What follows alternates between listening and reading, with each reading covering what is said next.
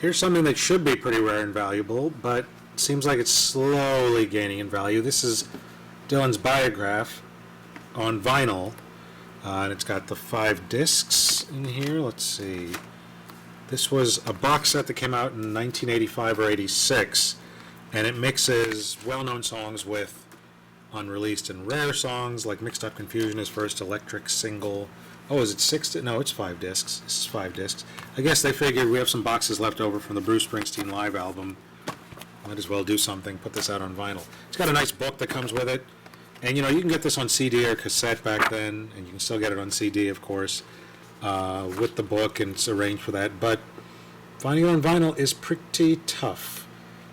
And I rarely see copies. And this one I think I got for $10 at a used book and record store around 2011. And I've listened to it sparingly, and I like it. There is, when this came out, there was a whole controversy because there was another set called Ten of Swords. And while this set mixes and matches everything and runs from 62 to 1985, Ten of Swords only went 61 to 66. That's it. It was a bootleg, and there's a whole great story of how it came to be and what it stood for, and how Columbia Records got real upset about Rolling Stone magazine reviewing it. All of that is in, is it Colin Halen, his book called Bootleg. I think it's subtitled The Story of the Other Recording Industry. It's a great look at bootlegs and whatnot. There's a whole section about Ten of Swords competing with this and how everyone seized on it as the more important of the two releases. And if you go online, somewhere there's a thread, I think the Steve Hoffman forums, about the way to find the legitimate release of all the stuff on Ten of Swords, and almost all of it has come out. So that's worth finding. I have a CDR copy of Ten of Swords, and it is good stuff.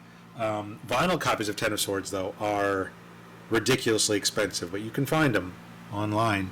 I remember in the book, the bootlegger says he was shocked that he never got caught because the box, and this is 5 LPs, Ten of Swords was, I think, 10.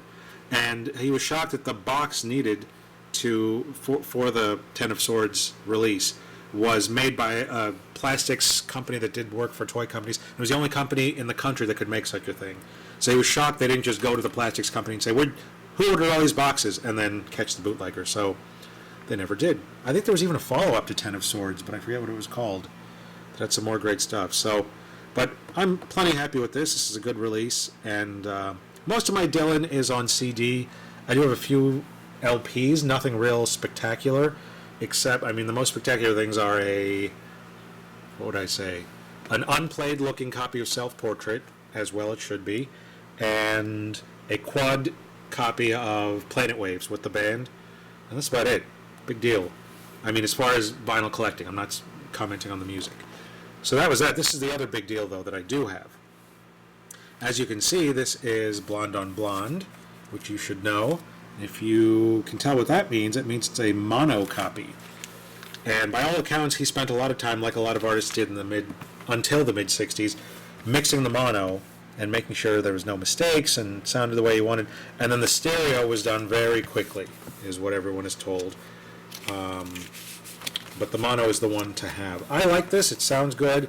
It doesn't sound as good, purportedly, as the SACD that came out a few years ago, I think in '03.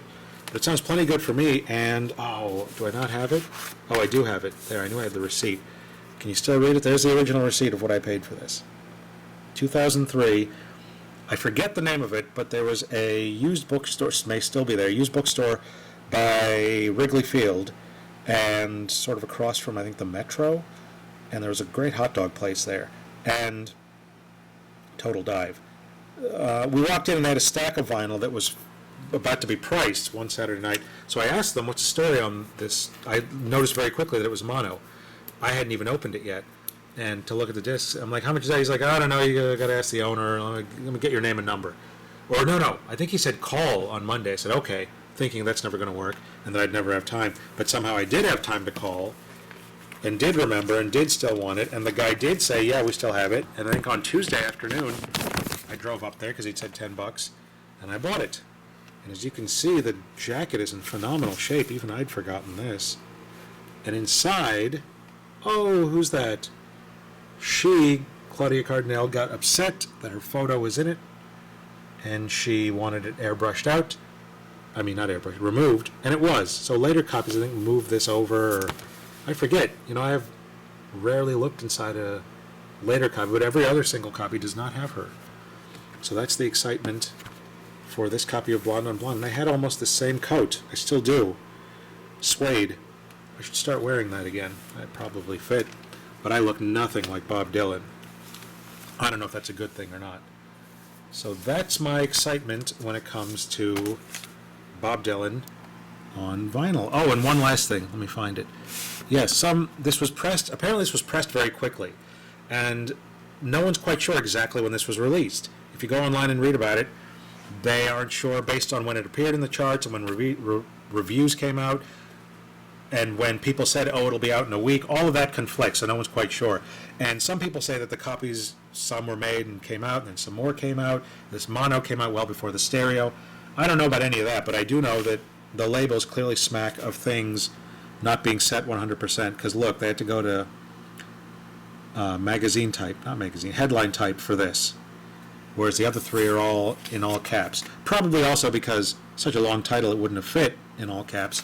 I don't know how Columbia did typesetting then, but it seems odd. And then there's a couple songs, like, see, there's a space between the pound sign. There's a couple songs I think that are mislabeled. Memphis Blues again, that wouldn't have fit stuck inside a mobile, so they probably just did that. I don't know what later copies look like, so maybe leave a comment if you do. There's that. Let's see if there's any fun on here. Yeah. Looks like there's extra spaces between 5 and Believers. So I don't know, maybe your stereo copy, which has got the gold Columbia perimeter and is from the 70s, does things differently, but that's how Dylan does stuff on here.